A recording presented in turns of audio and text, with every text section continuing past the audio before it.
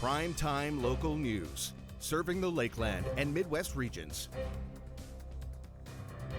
The Family Day long weekend is an exciting weekend in Lloydminster as their annual Winterfest comes back to town. And this year it was bigger than ever. Our Ben Lowen has more.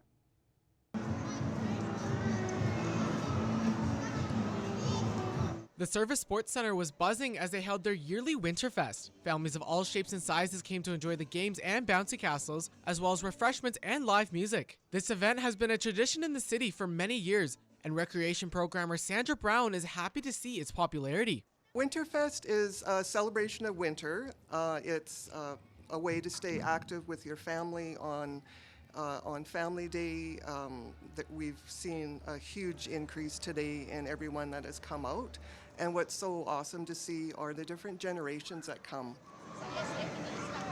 Over the last couple of years, the event has spread to Bodmiller Park, the BioClean Aquatic Center, the Lloydminster Golf and Curling Club, as well as the museum and archives, leaving families lots of ways to spend time together during Family Day. A few years ago, we thought, why don't we involve more of the City of Lloydminster facilities? And now we're at 5 different facilities on Family Day. Brown has been involved with Winterfest for the past 7 years and has seen the growth of the event to what it is today. When I first came on with the City of Lloydminster, it was just at the Service Sports Center. We had indoor and outdoor activities. And traditionally the weather was about -30, so we did see a lot of folks come out. More information on other citywide events can be found on the Lloydminster website. For Primetime Local News, I'm Ben Lowen. The RCMP gave their first quarterly update of the year at the most recent City Council meeting. The Lloydminster Detachment gave a presentation regarding their recent statistics and their current priorities. A major topic was the use of the school resource officer and exploring ways to better implement them in the community. What we heard today was that the involvement, the student resource officer, that was one of the main reports given today about the value of the student resource officer. Where are they engaged, working within the community, both at the schools as well as with the youth organizations, being in the general public. The presentation highlighted the many ways the current SRO has already made an impact throughout Lloydminster. With young people, and builds her personality, allows her to build relationships very quickly. Her trustworthiness and ability to sit and listen, as well as provide some guidance as an RCMP officer and connect people. She's built great relationships in the community, and as all the members do, and certainly she has a vested interest in the community with her family. I appreciate the work that she's done and being a community leader. The Lloydminster RCMP Detachment looks to use the recent town hall meetings held last Thursday to boost themselves for the next quarter. And our Abby St. John joins us now for a quick look at the weather. It was a fantastic Family Day weekend here in Lloydminster, and I think across all of Canada. And so how are we going to be looking, though, here as we get closer and closer to the end of February and following the lovely Family Day weekend?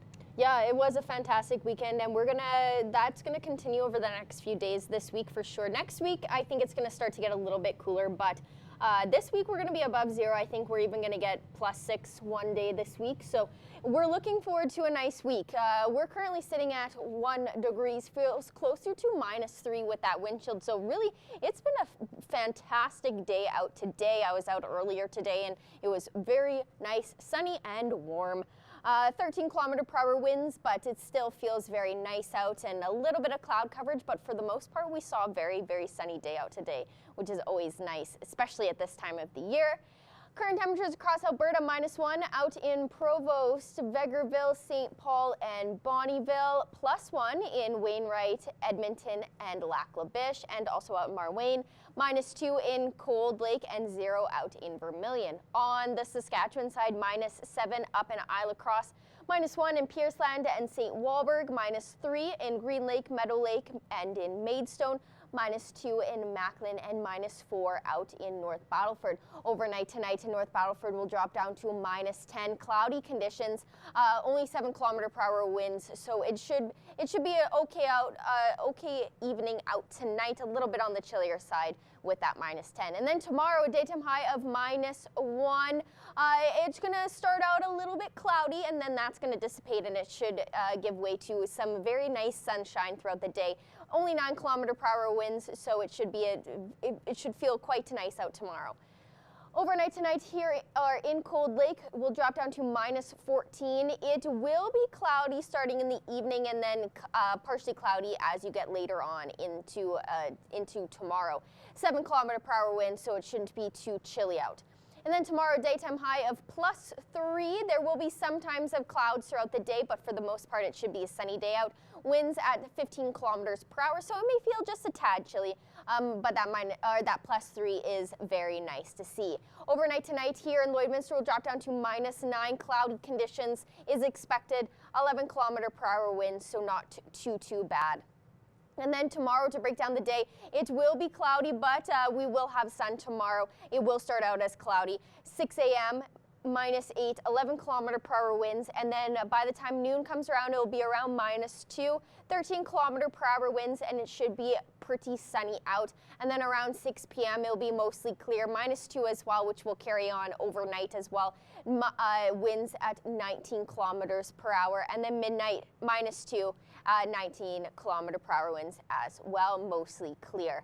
And then over the next 3 days, a high of +1 and a low of -6 for tomorrow.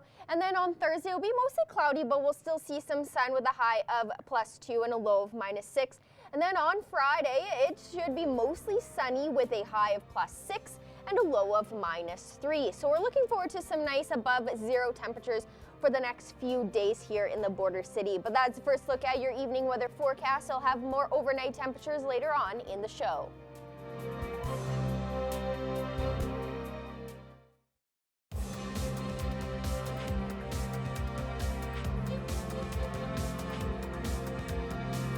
As the Lloydminster Bobcats regular season nears its completion, they continue to give back to the community with various different initiatives. Today I'm joined by Nigel Dubé, the general manager of the Lloydminster Bobcats, and he is here today to give us a little bit of an update on some upcoming events for the Lloydminster Bobcats. And so thank you so much for being with me today, Nigel. Thanks for having me on.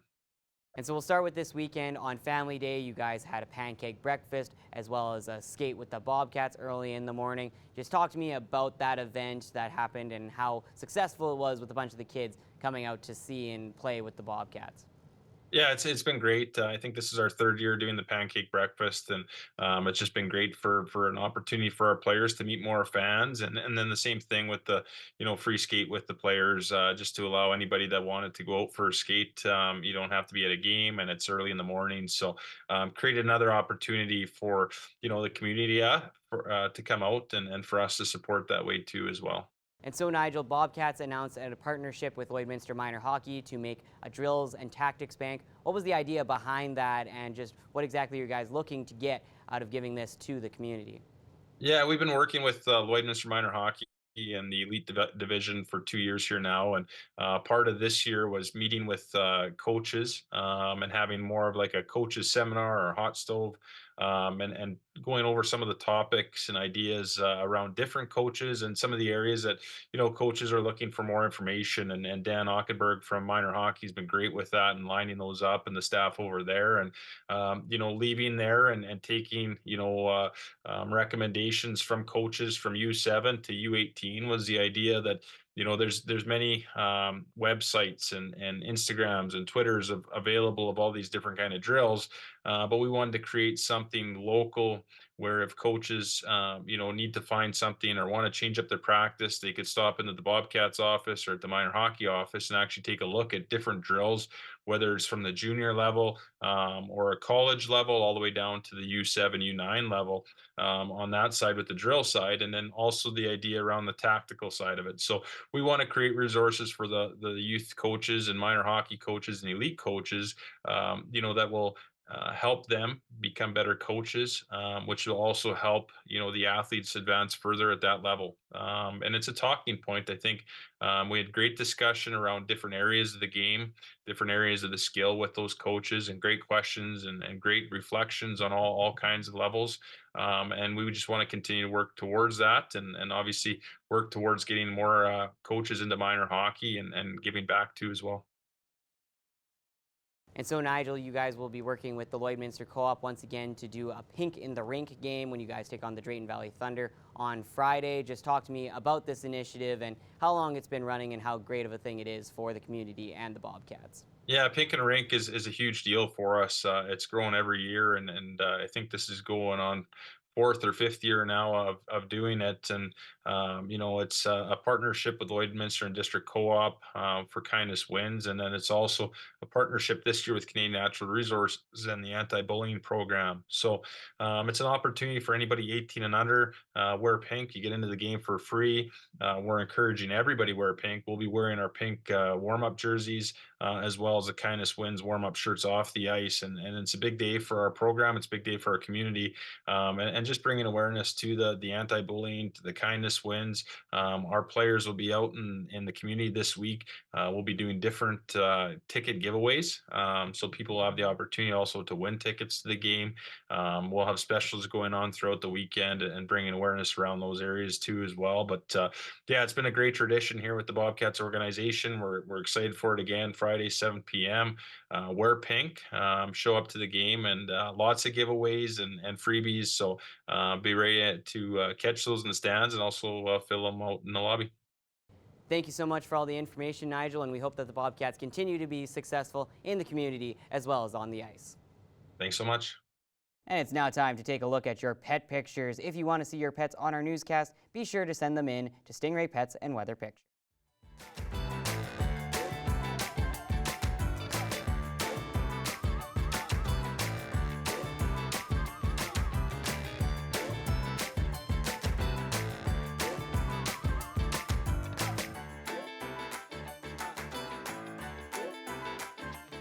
We want to see your pets. Send photos of your pet and their name to have them featured on Pet of the Day.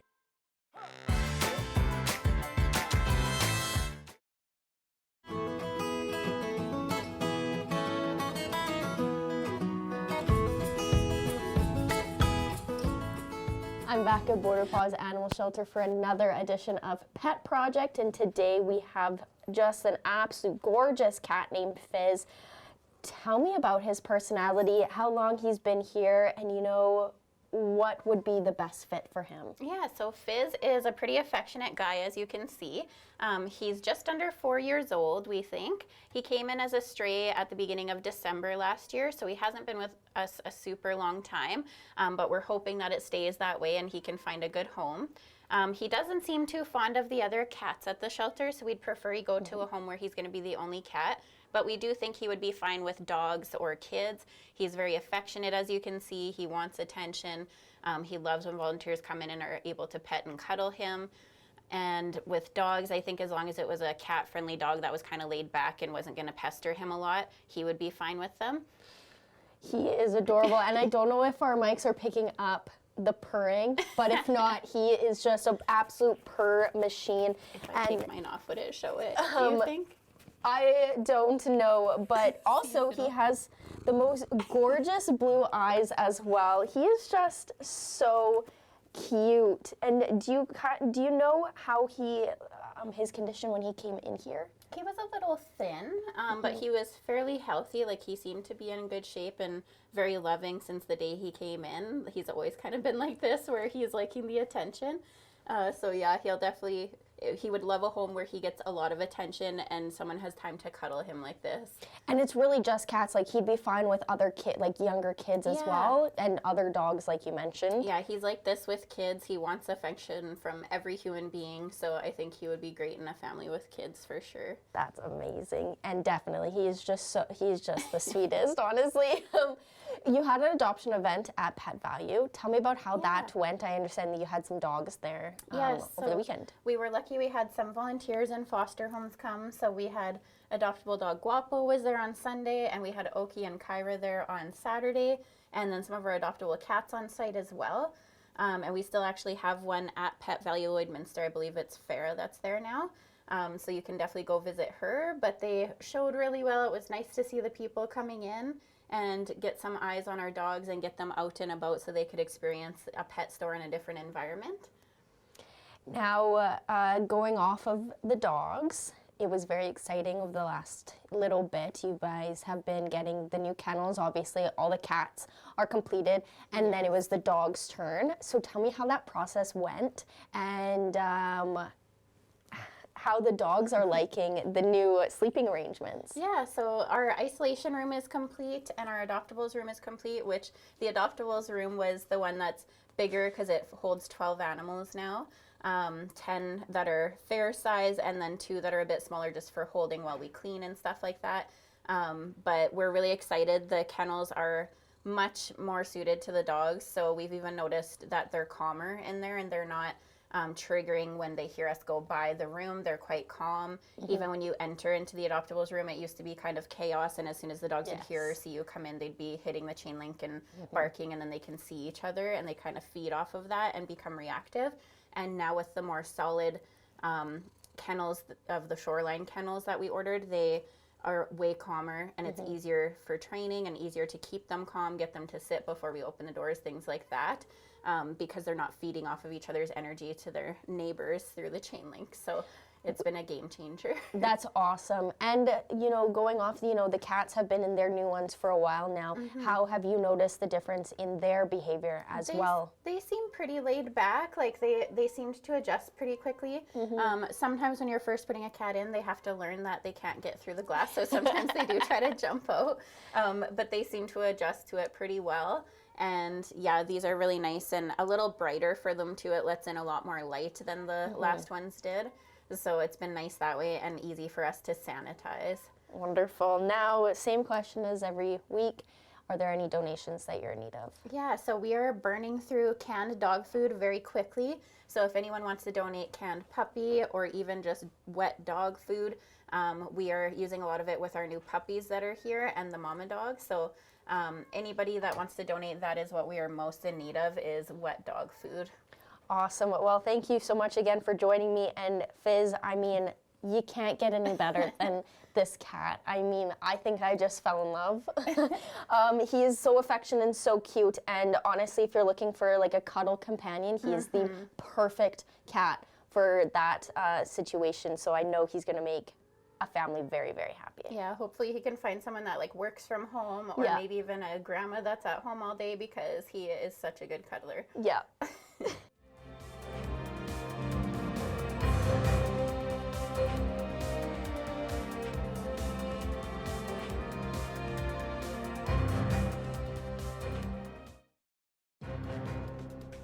Furniture set and design supplied by Furniture Gallery, downtown Lloydminster.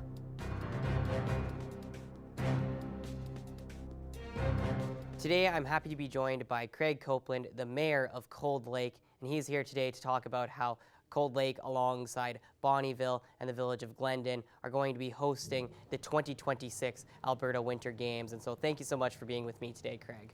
Well, thank you for having me. And what was the process like for you, as well as the rest of the Cold Lake City Council and the members of Bonnyville and Glendon, in order to get you guys the bid to be the Alberta 2026 Winter Games hosts? So what we created up in our region was a regional sports committee. And so it's made up of 4 partners, Village of Glendon, the City of Cold Lake, the Town of Bonnyville, and the MD of Bonnyville. And so we come together, and one of the ideas was to make a pitch for the 26 Winter Games. And so we were in dialogue with the staff from Alberta Sports Tourism, and dialogued on that and worked with them on, possibly hosting the 26 games. We were successfully announced yesterday. We're really excited, and we can showcase what we have up here in the northeast part of the province. And so one of the things mentioned in the news release was how big of an economic opportunity the Alberta Winter Games can be for the host communities. So just tell me a little bit about that and how exciting it is for Cold Lake as well as the other host communities. There's 2,000 or so athletes that will come to the area, and they'll actually, the athletes stay in the schools, which is kind of unique. But the parents and all of the different fans that will come to the Winter Games will be all staying in hotels. So of course, for the hotel business, for the caterers that'll feed the athletes, for the restaurants, the gas stations, of course, and just the shopping centers, it's going to be a big economic boost for about 4 days. And so certainly, sports tourism is another angle to look at in trying to bring people to your area. And this is going to fit in really nicely. Probably about $250 to $500,000 will be, spent over 4 days in the area. And so we're really excited for the opportunity and really appreciate the province. One of the things that didn't kind of get, overlooked yesterday was the province made a significant contribution increase for the city, for us to hold the games. And so it's going to really help a long way to make the games affordable. And while it's still 2 years away from the 2026 Alberta Winter Games, what is the planning so far looking like for you guys right now, as well as just where you think you're going to be having some of the events hosted between the three communities? There's about 18 or so sports involved. Some of them will be in gymnasiums like judo, fencing, and badminton, archery. So we're going to go up to Grand Prairie. There's a few of us going up to Grand Prairie, the Winter Games for this weekend, and we'll really get to see what kind of facilities they're using, and then come back and sort of assess what we have here in the area, and then sort of decide where certain activities will be located. But we've got lots of time. Our big push will be getting a games manager hired and get that in place. And then, of course, start looking for the volunteers. This will not be successful without the volunteers in the Lakeland area, that's for sure. And finally, Craig, tell me a little bit about how excited you guys are for the Alberta 2026 Winter Games and when they are going to be taking place. Yeah, they'll be in February, middle of February, right around that full family day weekend, which is already a busy weekend in Bonnyville Cold Lake.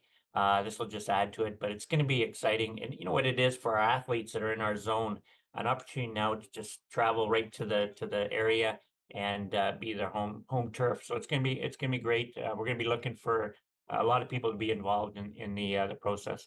Thank you so much for all the information, and we look forward to covering the Alberta 2026 Winter Games when they come to Bonnyville, Cold Lake, and Glendon.